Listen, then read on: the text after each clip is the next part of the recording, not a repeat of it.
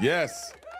Welcome back to the Grow Podcast. I am waving here in the studio. Thank you. Thank you. I appreciate you all so much. Don't see you, but I definitely feel the love. And I hope you guys are ready for another great week of growing. As I mentioned last week, as I started out, let's talk Auburn. So here we go. Let's talk Auburn. But I have to say this for you all who know me. I am a man of faith. So I'm going to start off with this.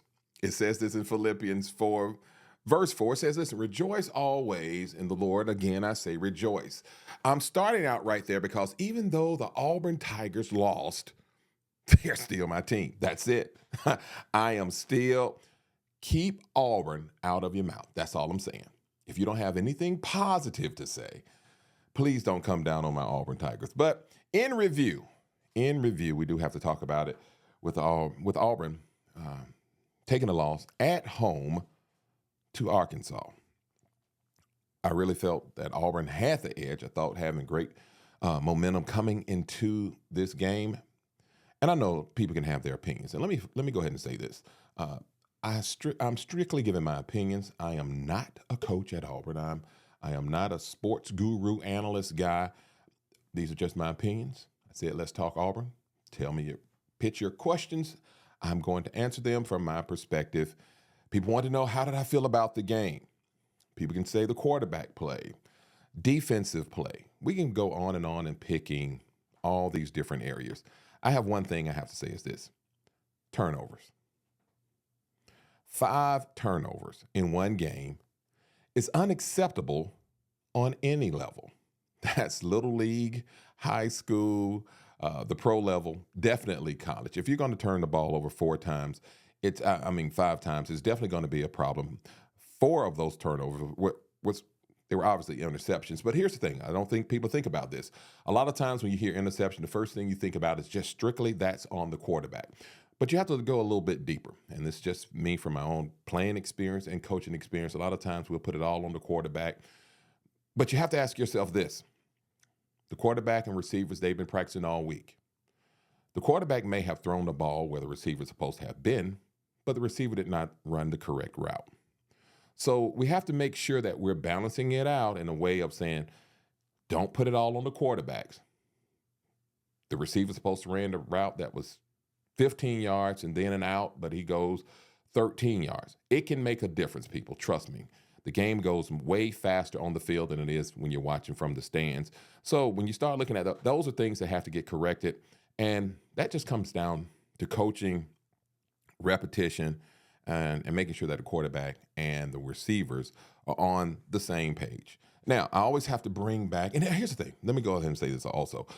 What Auburn needs is consistency. I mean, here we are. We're on a roller coaster ride, winning a game, losing a game. In order to be great, you have to have consistency. So I think that's one of the things that Auburn really needs to do. And here's a way of doing it, because I'm going to always bring in my old school thoughts. Back in my day, we had this drill called perfect plays. Perfect plays are when you had to do, let's say 20 plays, but you had to do them perfect. If you messed up on number 19, you started back from the beginning and you had to go through them again to make sure every position did their assignment correctly. I wonder, is Auburn doing perfect plays? Perfect plays brings on positive pressure to do things right. So that may be one of the things that, if you're listening, coaches, think about doing perfect plays. And if not, there's a serious problem with the caliber of players that are there. I think Auburn needs to do this. They need to focus on becoming a better football team, and don't listen to what the media is saying. Stay off of IG and all the social media stuff, but focus on becoming a better team, just as players. Guys, forget about what people are saying. We need to work together to become a better team playing for one another. So we're going to see how things go coming up this week against Oklahoma. 3:30 kickoff in Auburn again. And I'm not just saying it just to be saying it, but I just know at any given moment, on any given Saturday, as much as they can say any given Sunday, you can have something that, a team can turn it around. So hopefully Auburn can get it together This upcoming week, don't turn the ball over and go out and compete. Every position, just compete and handle your business, and we'll see what the outcome will be. Let me go ahead and get into the questions. A lot of people, I do appreciate you sending in some questions, and I appreciate Amy Elmore, former Tigerette, who's been fielding the questions for me. So, Amy, thank you so much. Let's keep this thing going. I'm really enjoying it, but I do appreciate you all who pitched in some questions, and I'm going to go ahead and jump into those. Starting out with a question from my guy, Lamar Rogers, former defensive lineman at Auburn. We played together. I played one tackle. He played at the other. Lamar's a great guy. Still see each other. Recently saw him at Craig Ogletree's football camp. So he had a question. He said, why don't they take more pride on defense? And I am with you. I'm with you, Lamar. Again, you can phrase it old school. Certain things I think is just a tradition that Auburn needs to maintain. When I arrived at Auburn, one thing they were known for was having great defensive linemen. It was just a tradition of just having a defensive front that was stellar or really competed. I think it's one of those things, again, I know recruiting has changed, finding kids have changed, but I think that's one of those things you just need to find those guys who are hungry, who are nasty up front, and who just knows how to get after it. I don't like seeing guys play basketball. And what I mean by that up front on the defensive lineman, it's when the guy's just bouncing around more so than, hey, man, get after the quarterback and play with a little edge. So I really think that's one of the things they need to look at doing, is just really taking pride as a defense on having an attitude. I have another question from Laura Weems, and she asked this question. What are my thoughts on the transfer portal? Here's the thing. I've seen situations where transferring was a good thing. I think the thing is it needs to be a balance. I personally believe you should only be able to transfer twice, just twice. Because you see a lot of situations where a quarterback may be in a situation where he's no longer the starting quarterback, and he's got to look at, man, I have 3 years or 4 years possibly left ahead of me, and I just don't see it happening that he's going to possibly be a starter, so he needs to transfer. We've seen that happen. I can go back in the day with I'll just go ahead and say right now you have Justin Fields. We saw him start out at Georgia, transfers, goes to Ohio State, which was a very good move. And, of course, he ends up playing professionally with the Chicago Bears and now with the Pittsburgh Steelers. We see it back in my day with a guy by the name of Troy Aikman. Believe it or not, Troy Aikman was at the team that we're getting ready to play now, he was at Oklahoma. He transfers from Oklahoma and goes to UCLA. And, of course, we know the rest of the story goes on. And now he's a Hall of Fame quarterback playing many years for the Dallas Cowboys. So transfer does have its advantages. I think the thing that has happened now is that it has gotten out of control like so much other stuff. That brings me to another question. When someone said, what do you think the problem is in a sense of why colleges don't spend time developing players? I think the reason they don't spend time is because of the transfer portal and also the pressure to win right now. I mean, soon as the new coach comes in, people are expecting that coach to win that first year, not thinking, wait a minute, the players have to get a feel for this guy. We got to see how much is he's changing for us, offense, defense. We have a new coaching staff possibly coming in. So it's a lot of things that are working behind the scenes, but that pressure to win now, especially on coaches, puts them in a position with the money that they're getting paid to go to the transfer portal and try to find guys who has experience. So that's one of the things that cause a major problem. But I really believe the transfer portal plays a major role in kids not being able to be developed because every kid wants to come in and play. They don't want to sit down or sit back, redshirted a year, learn the system, and then, hey, be a quality player. No, they want to come in and play as some hot shot, as they say, some hot shot freshman, more so than saying sit back, develop a little bit more, and then you'll be ready. And we've seen this so many times that happen in the past with quarterbacks, especially. I'm just looking at that position because we see it happen there a lot, or used to, when quarterbacks was afforded or allotted the time to develop as a quarterback. Perfect example.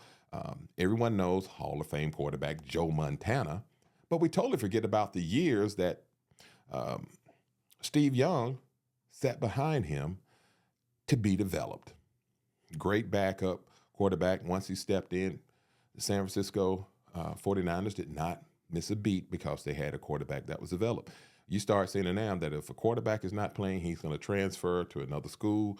The next year, if he doesn't play there, he's going to go to another school. So I really believe that if you transfer, you need to be allowed to transfer twice. And after that, you just need to suck it up. Yep, suck it up, toughen up, and just work to become a better player. Tara Evans asked me this question. What is my perspective about Tigerettes and Tiger Hosts being disbanded? By taking away the Tigerettes and the Tiger Hosts, you took away some of the Auburn tradition that you just loved, okay?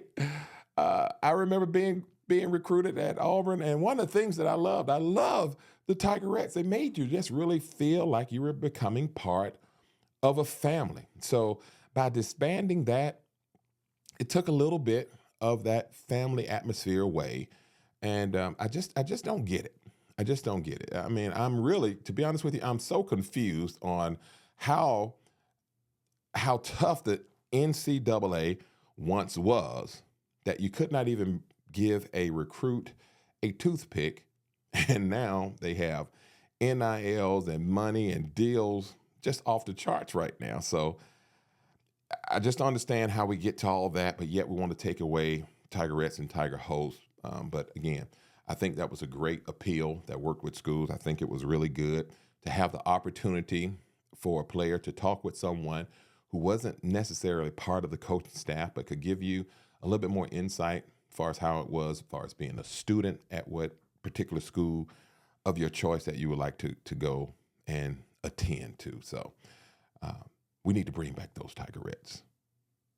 Forget about the Tiger Hosts, but bring back the Tigerettes. No, I'm just kidding. But bring back the Tigerettes and the Tiger Hosts. I think that's a great touch, and I really think that helps with recruiting when it comes to college sports. Kimberly Marchand asked me this question. I'm sorry, that's Moonshower. Asked me this question. How do I feel about NILs? And I kind of touched on it. I'm going to tell you this. NILs, I feel like they're totally out of control. Totally out of control.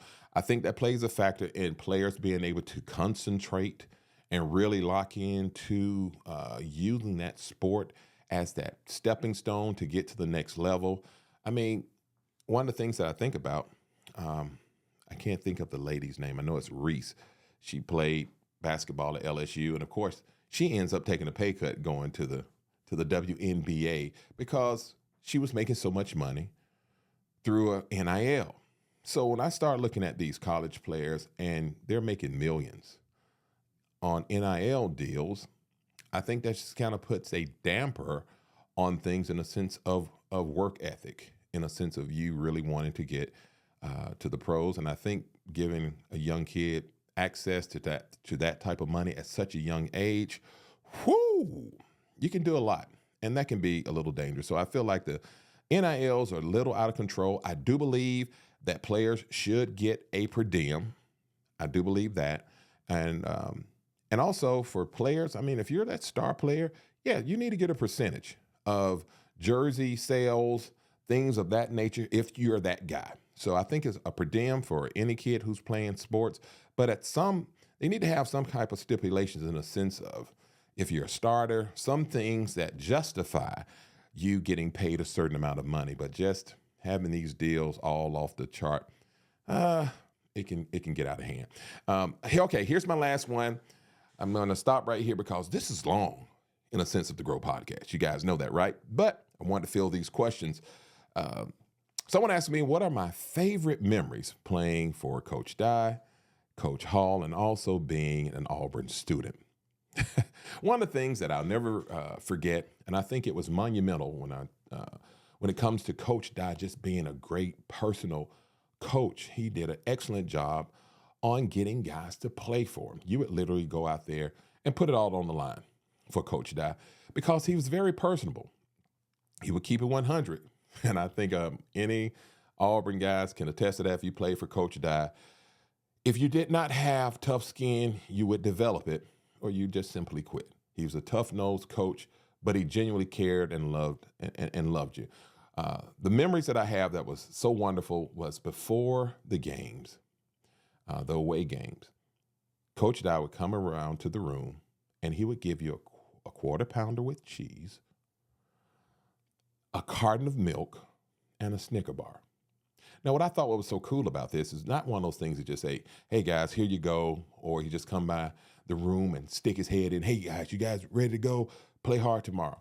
No, what was so cool is Coach Dye would come in and sit on the edge of your bed and look you directly in your eyes and really genuinely ask, how you feeling?